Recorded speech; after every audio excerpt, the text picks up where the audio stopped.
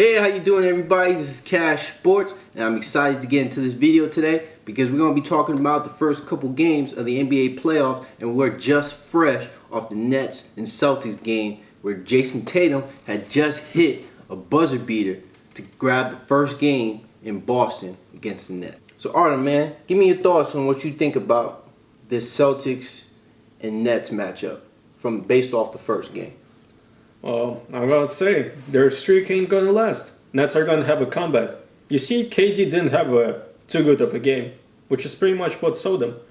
Celtics had absolutely their best. They really wanted to win this game, and they barely won. Nets at full force are going to destroy Celtics. Yeah, at full force. But the biggest thing that I took away from this game is the fact that the Nets aren't at full force. Obviously, the biggest factor in this game that's not playing right now is Ben Simmons. The Nets need Ben Simmons to win this series. I mean, or not even just for this series. For the playoffs moving forward, they need interior defense. They need some type of defense. Mm-hmm. The Celtics were able to get away with a lot of things. The Nets were turning the ball way too much in the first half. They kind of cleaned it up in the second half, but still, regardless, they still made some mistakes defensively, which is why Jason Tatum was able to make that basket in the first place. Mm-hmm. So the Nets definitely have something in for them. Kyrie played phenomenal. It was really KD that didn't really play too well, which is not going to happen too often. Mm-hmm. But because given the fact that they do not want Kevin Durant, they don't want to lose by the hands of Kevin Durant. They'll rather let anybody else on that team beat them besides Kevin Durant, which is fun, and it's a great game plan. Mm-hmm. I mean, the Celtics are the number one defensive team in the league, yep. And it showed. It showed today. Mm-hmm. It definitely showed. So, give or take, the Nets, this is definitely going to be the matchup that we expected out of this matchup, because it's going to be a crazy series. It is. I definitely still see it going 7 games, but the Nets have to grab this next game in Boston, game 2. They mm-hmm. have to. They simply have to get that game. Have to. They cannot go into Brooklyn down 2-0 against a team like this. That's very aggressive defensively. They can't. Mm-hmm. So they need what they need to do coming Wednesday, coming in game 3. They're going to have to take that game, plain and simple. So it was definitely a great game. I loved every second of it, but it's going to be a really hard-fought battle. And honestly, if the Celtics manage to beat the Nets in this first round, and then Robin Williams comes back into the lineup, I have no other reason to believe that the Celtics could take the Eastern Conference this year, and possibly the NBA championship. I don't agree with this statement. You see, after this, the team they're going to play is probably the Bucks, and they don't stand a chance against the Bucks. Which is that? Because Giannis, who can guard Giannis? I mean, they have a presence like I said, if they have a presence like Robin Williams in the paint, which is their best interior defender, and he just might be one of, if not the best interior defender in the league. And so, especially when you have a matchup when you line up Chris Middleton with Jason Tatum, I'm taking Jason Tatum every time.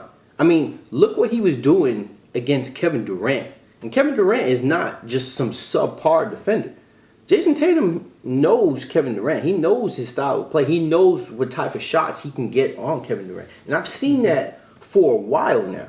So what type of game do you think that Jason Tatum's going to take? Or what type of game do you think he's going to give Chris Middleton? Not to mention the fact that you have somebody like Jaylen Brown in the backcourt who can damn near put up just as many points as Jason Tatum. You know what I mean? And so, especially with a Defensive Player of the Year nominee in Marcus Smart, he leads the team in assists. Mm-hmm. He's one of the best perimeter defenders, if not the best perimeter defender in the league. So you already got to look at the fact that Drew Holiday is going to have some work. Drew Holiday is definitely going to have some problems being guarded by Marcus Smart. And Chris Middleton, I think, is going to have some problems at the 3 trying to guard Jason Tatum. And given the fact that you have players like Horford, Robin Williams in the interior, they're definitely going to try to make it harder for Giannis to score in the paint. I don't see it. I definitely still see that series going all the way to 7. But I think the Celtics can really sneak that W. They have a chance, but yeah. I mean, you're talking about the number 1 defensive team in the league. They're not the number 1 defensive team for no reason, you know. So Giannis is, but we're also talking about Giannis, who's. Of course, you're right. You're right, and Giannis is a freak, but out of everybody in the Eastern Conference, I just see the Celtics as being the best team to match up against that team. You know, and the Celtics, they have a decent amount of size. Even though the Bucks, they're a very big team.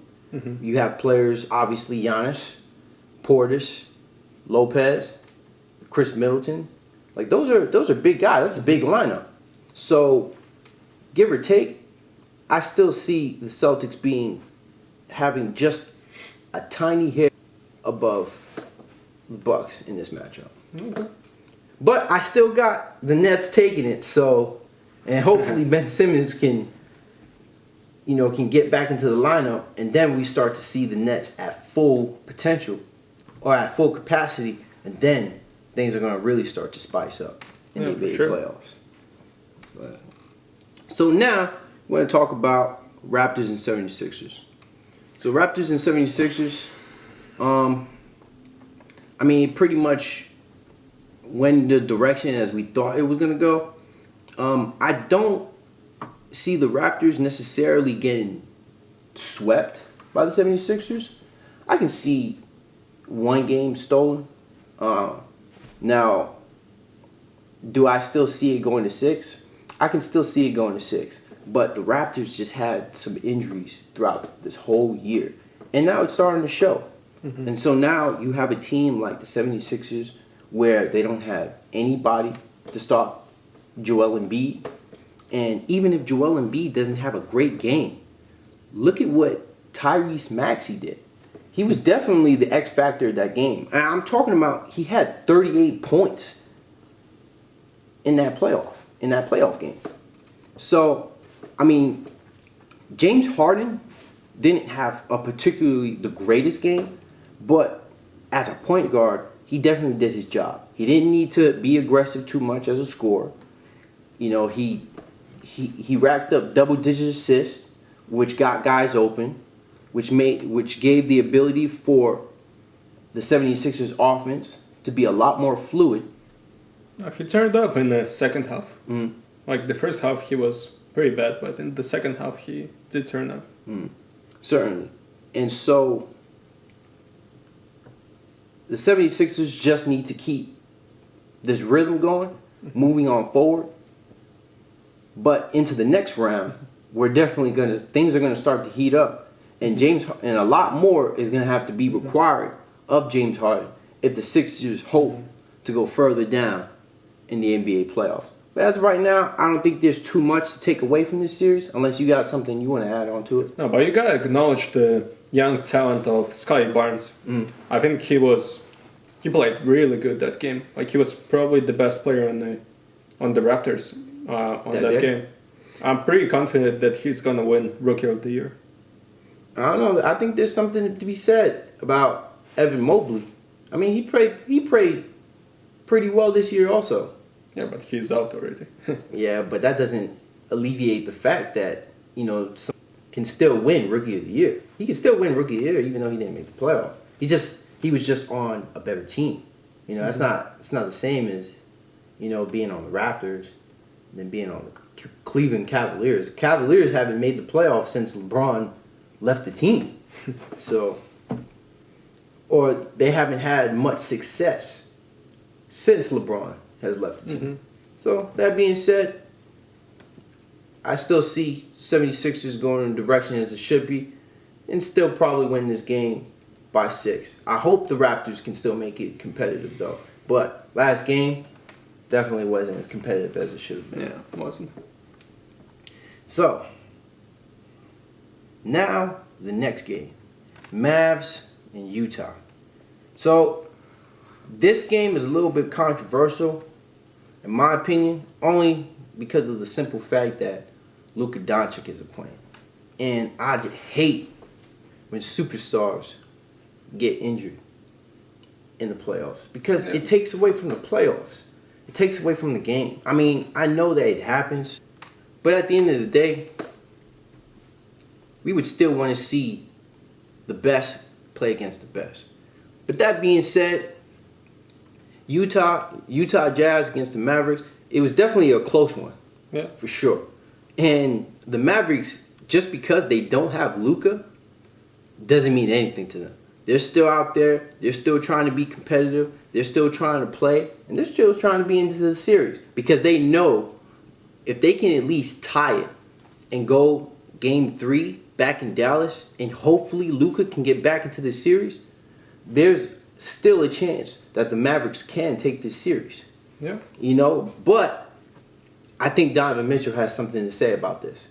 And looking back at it, I mean, I wasn't implying that the Utah Jazz should move off Donovan Mitchell, but the Utah Jazz possibly need to move off Rudy Gobert because he's just not doing his part as the second guy on the team. The Utah Jazz possibly have to move off Rudy Gobert. Mm-hmm. I mean, even though he had 17 rebounds, he had just 5 points. And most of those came from the free throw line. He had 1 field goal attempt, and he missed that one. I mean, you talking about a guy that's supposed to be one of the best defensive players in the league. Your height, you're like 7 feet, 5 points in a playoff game. And that's just simply unacceptable. Especially when you have a guy like Donovan Mitchell who scored 30 points in the second half of that game. I mean, he was the reason why they were able to win that game. You're right, but you said keyboard that Rudy Gobert is one of the best defensive players. Defensive, not offensive. His job ain't to shoot the ball. His job is to defend the post. Yeah, you can defend the post, but at the end of the day, in basketball, you don't just play defense. You play offense too. And so let me ask you this. Given the way the Jazz has played in that first game, do you think they can take the conference or at least get to the conference finals the way they played in that first game? Probably not. Probably not. Right? Because you can't just have Donovan Mitchell going off. You have look, Rudy Gobert gets paid over $100 million. He got over $100 million in his contract. I think he has even 200. Despite that, Rudy Gobert has to step up as a second guy on his team. I mean, even if it's not 20 points, you at least got to rack up 15, 18 points. Mm-hmm. You know, because that right there is going to make a substantial difference for this team. Mm-hmm. So, because if you're going against guys like Giannis, Jokic, even people like DeAndre Ayton, you got to be able to step up when it matters. And because 5 points is not going to be acceptable if you're trying to go big. Mm-hmm. So. Also, yeah, it says 200 for 5 years. 200 mil for 5 years. 200 mil for 5 years? Yeah, he's extremely overpaid. Yeah. So it's like the same as Curry's pretty much. So you hear that? Rudy Gobert gets paid $200 million for 5 years to score 5 points in a playoff game. So this game was definitely an upset, and I think we all know what we're talking about: Grizzlies and the Minnesota Timberwolves. Now, I'm not gonna say the Timberwolves are gonna take this series, but they definitely made a statement in this first game in telling the Grizzlies, we're not gonna just lay down and take it. Because that's what the Minnesota Timberwolves just proved. Anthony Edwards really showed out in his playoff debut. I mean, he scored 36 points in his playoff debut. Anthony Edwards is going to be a star. If not, he probably already is a star in this league. So it's just a matter of just going over that hump and proving to us how good can he be against a competitive playoff team. And I think he's already proving it. I think he's showing us now. But on the Grizzlies side, you got to show out, man. The Grizzlies can't lose this series. They had all that talk about them being the best team and people having to come out and give Memphis their respect. A lot of people were giving them their respect. A lot of people were putting Ja Morant in the argument for MVP. They were winning games. The Grizzlies were winning games without him. So, with that being said, they got to show up. They definitely got to show up. Karl Anthony Towns, even though he had a bad game in that playoff tournament, he came out for this game for sure. Because the Grizzlies don't have too much size the moment they have Steven Adams on the bench. And that can give Karl Anthony Towns a huge advantage. And not to mention he can shoot. So you have somebody like Patrick Beverley who's a pest. So who's probably going to be guarding Ja Morant a good portion of the series. I don't see Ja Morant necessarily being stopped by Patrick Beverley, but he's definitely going to make it harder. I mean, even though Ja Morant scored over 30 in this game, that was the only thing really pushing them or keeping them in this game, was Ja Morant's scoring ability. But even then, he didn't shoot. He didn't shoot a lot of shots from the outside. His jump shot really wasn't there that game. So he's going to have to make up for it in this next game. He's going to have to start knocking down some late shots, or even just being a little bit more efficient, at least a bit on the outside. But nonetheless, Ja Morant still had a decent enough game. They just didn't win it. And that's just plain and simple. No, I can see them going to Game 7. You can see it going to Game 7 now? Yeah. I wouldn't dispute that. After watching last game, it might just go 7 games. But you know what? Obviously, it's not going to be a sweep. But I'm still going to give the Grizzlies 6 games for this series. I think that first game was just a huge wake-up call. Mm-hmm. I think the games are still going to be competitive from here on out. But the Grizzlies, at the end of the day, are still going to prove and show why they were one of the best teams, not only in the league, but in the Western Conference. And now, last but not least, the Nuggets and the Warriors game. So, Arden, what you think? What's your take on this? All right. First game didn't go as planned. Not gonna lie. Oh yeah. You see, it's all due to Kevin Looney locking up Jokic, which gives him some trouble. No one else can guard Jokic on the team. Draymond Green ain't gonna guard Jokic. Who else? No one else can. Only Kevin Looney. That's it. Well, I'm gonna dispute that. It's not the fact that Looney was locking him up, but because Jokic was still getting his shots early and often. Mm-hmm. It's just the fact that what was killing them was, one, Aaron Gordon wasn't as efficient in that game. He could have played a lot better. Yeah, that's true. And two, what Draymond Green said as it pertains to guarding Nikola Jokic is turning him, or is how do you want him to play? Having control over his play. So do you want him to be a passer or a shooter? Mm-hmm. Or a scorer? So I'm going to disagree with you there, because I do think Draymond Green could guard Jokic. Obviously, he's not going to lock him down. Jokic is going to get double-digit numbers and double-digit rebounds. And possibly maybe in his assist in there. But where the Warriors really succeeded in their game plan was trying to let the other guys beat them instead of Jokic. Because Jokic is a guy that not only scores but gets everybody involved. Mm-hmm. And so even though the Nuggets had a late push, because they were coming, they could have came back at any given point in that game. Mm-hmm. But Steve Kerr had a really good game plan, and he was calling timeouts before the Nuggets can even get hot. Mm-hmm. But give or take, you're talking about the Nuggets or the Warriors guarding the Nuggets. The Nuggets can't guard the Warriors. I mean, they were all over the place on the perimeter. They're passing. They've got a lot of their scoring off of assists. And I mean, they were able to get a lot of interior shots. And that's on Jokic. You know, Jokic, we talk about Jokic as a very efficient, a very good player in terms of scoring, rebound, assist.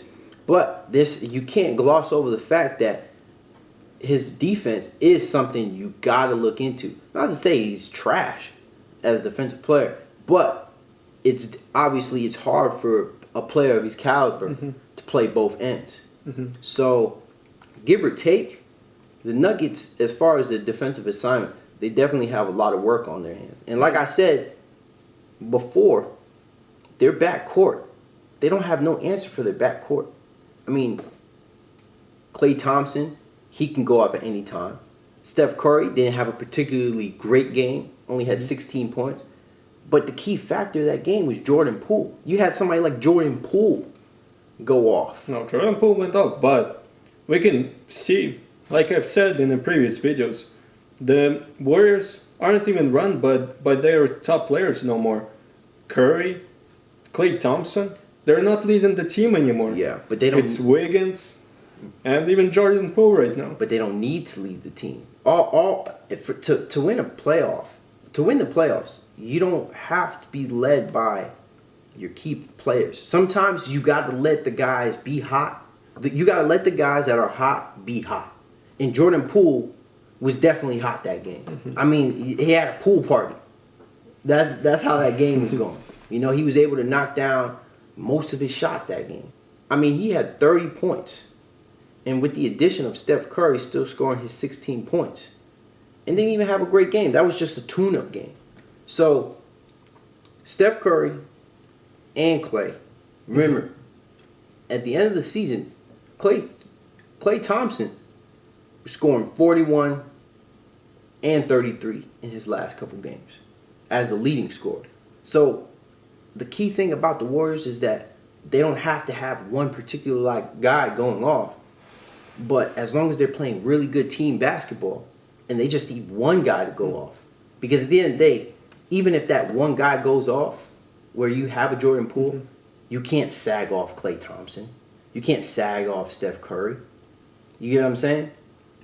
So that definitely puts the Nuggets defensively at a disadvantage.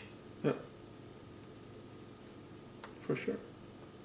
But, like I said, they're going to get turned up. I don't see it happening, bro. Warriors and folk. Okay, now you're being delusional, bro. But another game I want to point out is Hawks versus Heat, which I think deserves also a mention. Certainly. Trae Young is certainly an amazing player. During the regular season, he was like top 4 in assists and points. But of course, his height doesn't play to his advantage. He's 6'1", something like that, like 6 foot, 6'1". And as we could see during that game, he was getting bitched around, just like pretty much the whole team was.